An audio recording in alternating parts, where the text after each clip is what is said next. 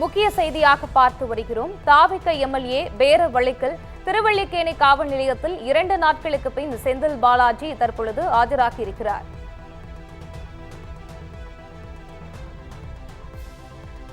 டாஸ்மாக் முறைகேடு வழக்கில் லஞ்ச ஒழிப்பு போலீசார் 2 நாட்களாக தேடி வந்த நிலையில் ஆஜராகாமல் இருந்தார். தற்பொழுது செந்தில் பாலாஜி 2 நாட்களுக்கு பின் ஆஜராகியிருக்கிறார்.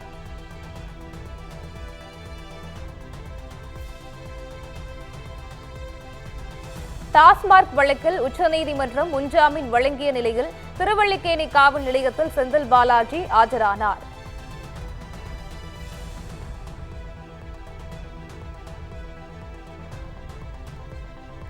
தாவிக எம்எல்ஏ பேர வழக்கில் திருவல்லிக்கேணி காவல் நிலையத்தில் 2 நாட்களுக்கு பின் செந்தில் பாலாஜி தற்பொழுது விசாரணைக்காக ஆஜராகியிருக்கிறார். டாஸ்மாக் வழக்கில் உச்சநீதிமன்றம் முன்ஜாமீன் வழங்கிய நிலையில் திருவல்லிக்கேணி காவல் நிலையத்தில் செந்தில் பாலாஜி ஆஜரானார்.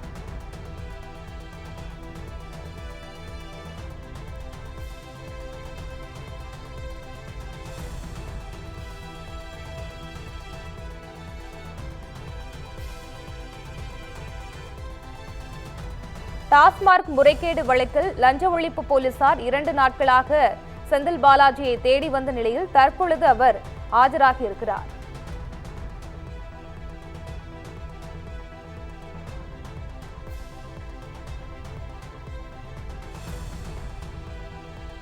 உச்சநீதிமன்றம் முன்ஜாமீன் வழங்கிய நிலையில் திருவல்லிக்கேணி காவல் நிலையத்தில் 2 நாட்களுக்கு பின் செந்தில் பாலாஜி ஆஜராகியிருக்கிறார்.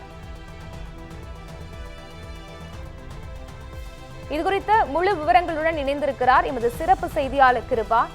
வணக்கம். 2 நாட்களுக்கு பின் செந்தில் பாலாஜி தற்பொழுது ஆஜராக இருக்காரு. முழு விவரங்களை பதிவு செய்யலாம். பவித்ரா வணக்கம்.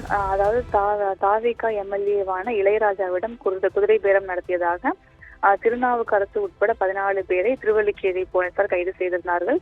இந்த வழக்கில் திமுக முன்னாள் அமைச்சரும் கோவை தெற்கு தொகுதி எம்எல்ஏவுமான செந்தில் பாலாஜி மற்றும் அவரது சகோதரர் அசோக்குமார் ஆகியோருக்கு தொடர்பு இருப்பதாக கூறி விசாரணைக்கு ஆஜராக போலீஸ் உத்தரவிட்டிருந்தார்கள். இதையடுத்து இருவரும் தங்களுக்கு முன்ஜாமீன் வழங்கக் கோரி சென்னை உயர்நீதிமன்றத்தில் மனு தாக்கல் செய்திருந்த நிலையில் இருவருக்கும் நிபந்தனை முன்ஜாமீனானது வழங்கப்பட்டு உத்தரவிடப்பட்டிருந்தது.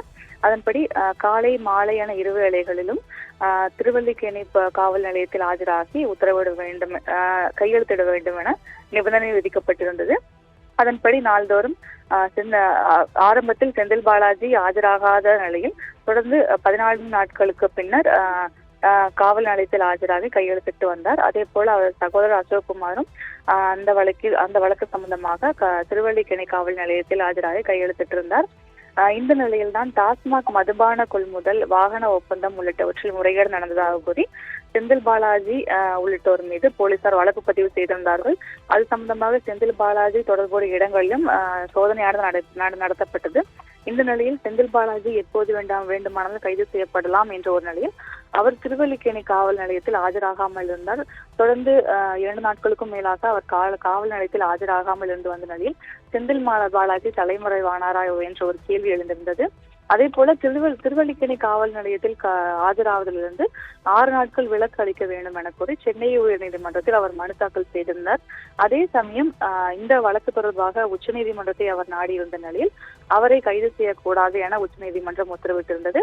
அதே போல போலீசார் விசாரணைக்கு எப்போது வேண்டுமானாலும் ஆஜராக வேண்டும் என்ற உத்தரவும் உச்சநீதிமன்றமானது விதித்திருந்தது. இந்த நிலையில்தான் தற்போது, அதாவது டாஸ்மாக் முறைகேடு வழக்கில் அவர் முன்ஜாமீன் பெற்றிருக்கும் நிலையில் தற்போது குதிரை பேர வழக்கு தொடர்பாக அவர் ஜாமீன் கையெழுத்திடுவதற்காக சென்னை திருவல்லிக்கேணி காவல் நிலையத்தில் ஆஜராக இருக்கிறார்.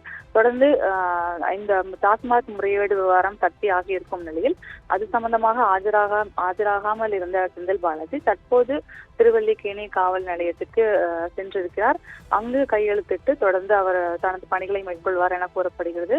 செந்தில் பாலாஜி தலைமறைவாகி இருப்பதாக தொடர்ந்து கூறப்பட்டுள்ள நிலையில் தொடர்ந்து 3 நாட்களுக்கு பின்னர் அப்போது அவர் ஆஜராகி இருப்பது குறிப்பிடத்தக்கது. பவித்ரா, விவரங்களுக்கு நன்றி கிருபா.